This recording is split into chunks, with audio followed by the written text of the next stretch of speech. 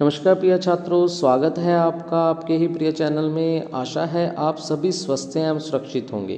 प्रिय छात्रों, आज मैं आपके लिए लेकर आया हूँ कक्षा 7 की पुस्तक वसंत भाग 2 से पाठ 14 खान पान की बदलती तस्वीर, जो कि प्रयाग शुक्ल जी द्वारा रचित है, जिनका जन्म 1940 ईस्वी में कोलकाता में हुआ था। साहित्य के प्रति इनकी गहरी रुचि थी। भारत और उसकी विभिन्नताओं को जानने के बारे में उन्हें बहुत जिज्ञासा थी। इनकी रचना खान पान की बदलती तस्वीर इसका सशक्त उदाहरण है। साहित्य के प्रति इनका झुकाव बाल्यावस्था से ही रहा। इन्होंने प्राचीन साहित्यकारों का गहन अध्ययन किया। उनकी रचनाओं में 9 पाठ्य पुस्तकें, लघु कहानियों के 5 संग्रह, 3 उपन्यास, 1 कला आलोचना देखना और एक किताब सत्यजीत राय की एक फिल्मकार की ऊंचाई शामिल है। तो प्रस्तुत पाठ में शुक्ल जी ने आधुनिक युग तथा पश्चिमी सभ्यता के कारण खान पान की बदलती हुई तस्वीर दिखाई है। तो बच्चों, पठन शुरू करेंगे। बच्चों, चैनल को सब्सक्राइब करना ना भूलें ताकि आपको समय समय पर नोटिफिकेशन मिलती रहें। तो पाठ पठन कार्य शुरू करेंगे। खान पान की बदलती तस्वीर। पिछले 10-15 वर्षों में हमारी खान पान की संस्कृति में एक बड़ा बदलाव आया है। इडली, डोसा, बड़ा, सांबर, रसम अब केवल दक्षिण भारत तक सीमित नहीं है। ये उत्तर भारत के भी हर शहर में उपलब्ध है। और अब तो उत्तर भारत की ढाबा संस्कृति लगभग पूरे देश में फैल चुकी है। अब आप कहीं भी हों, उत्तर भारतीय रोटी, दाल, साग आपको मिल ही जाएंगे।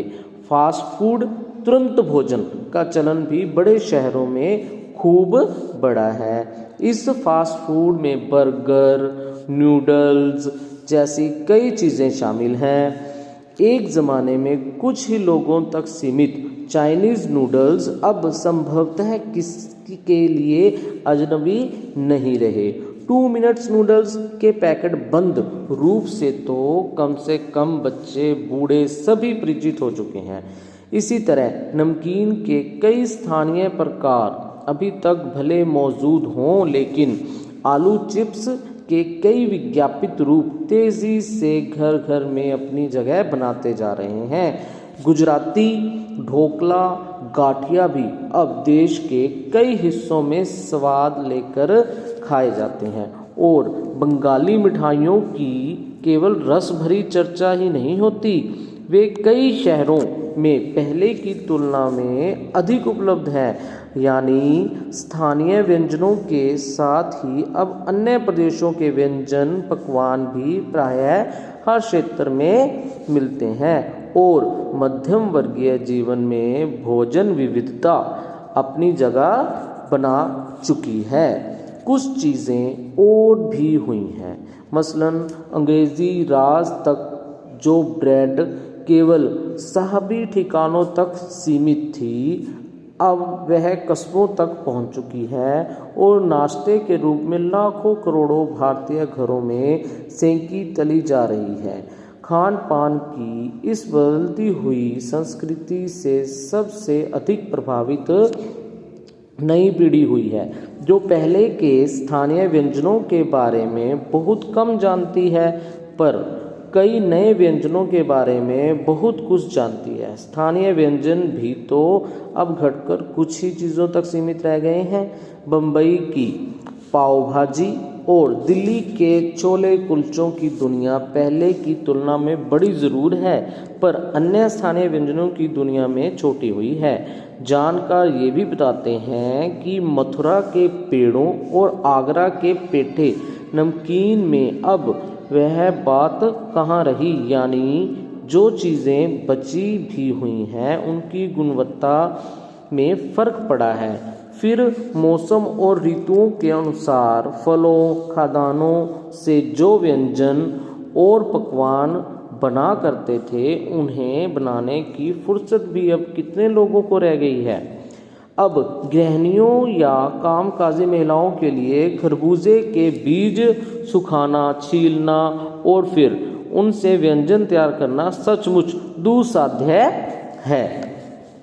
यानी हम पाते हैं कि एक ओर तो स्थानीय व्यंजनों में कमी आई है, दूसरी ओर वे ही देसी विदेशी व्यंजन अपनाए जा रहे हैं जिन्हें बनाने पकाने में सुविधा हो। जटिल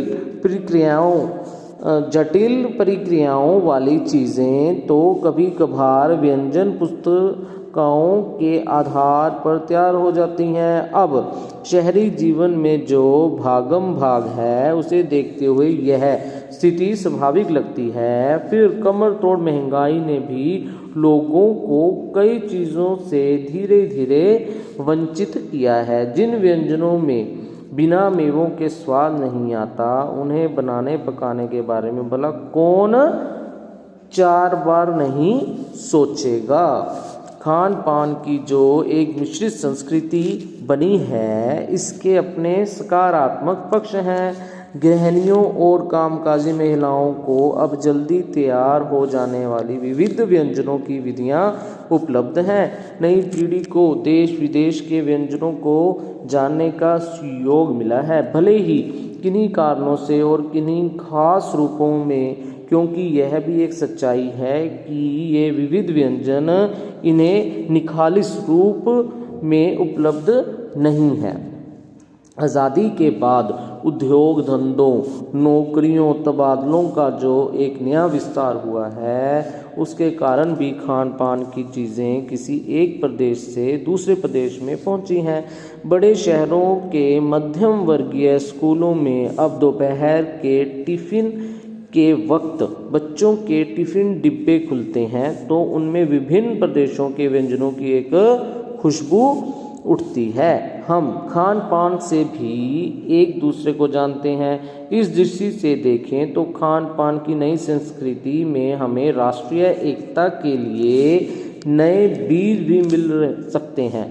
बीज भली भांति तभी अंकुरित होंगे जब हम खान पान से जुड़ी हुई दूसरी चीज़ों की ओर भी ध्यान देंगे। मसलन हम उस बोली, बानी, भाषा, भूषा आदि को भी किसी न किसी रूप में ज़्यादा जानेंगे जो किसी खान पान विशेष से जुड़ी हुई हैं। इसी के साथ ध्यान देने की बात यह है कि स्थानीय व्यंजनों का पुनरुद्धार भी ज़रूरी है, जिन्हें अब आधुनिक कहकर पुकारने का चलन बढ़ा है। ऐसे स्थानीय व्यंजन केवल 5 सितारा होटल के प्रचारार्थ नहीं छोड़ दिए जाने चाहिए। 5 सितारा होटल में वे कभी कभार मिलते रहें, पर घरों बाज़ारों में गायब हो जाएं तो यह एक दुर्लभ ही होगा। अच्छी तरह बनाई पकाई गई पुड़ियाँ, कचौड़ियाँ, जलेबियाँ भी अब बाज़ारों से गायब हो रही हैं। मौसमी सब्जियों से भरे हुए समोसे भी अब कहाँ मिलते हैं। उत्तर भारत में उपलब्ध व्यंजनों की भी दुर्गति हो रही है।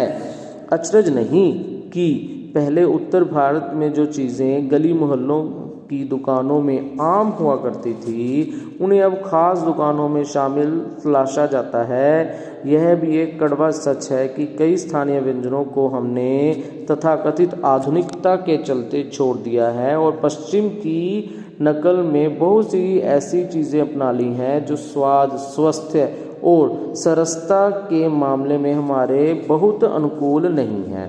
हो यह भी रहा है कि खान पान की मिश्रित संस्कृति में हम कई बार चीज़ों का असली और अलग स्वाद नहीं ले पा रहे। अक्सर प्रतिभोजों और पार्टियों में एक साथ ढेरों चीज़ें रख दी जाती हैं और उनका स्वाद गडमड होता रहता है। खान पान की मिश्रित या विविध संस्कृति हमें कुछ चीज़ें चुनने का अवसर देती हैं। हम उसका लाभ प्रायः नहीं उठा रहे हैं। हम अक्सर एक ही प्लेट में कई तरह के और कई बार तो बिल्कुल विपरीत प्रकृति वाले व्यंजन परोस लेना चाहते हैं।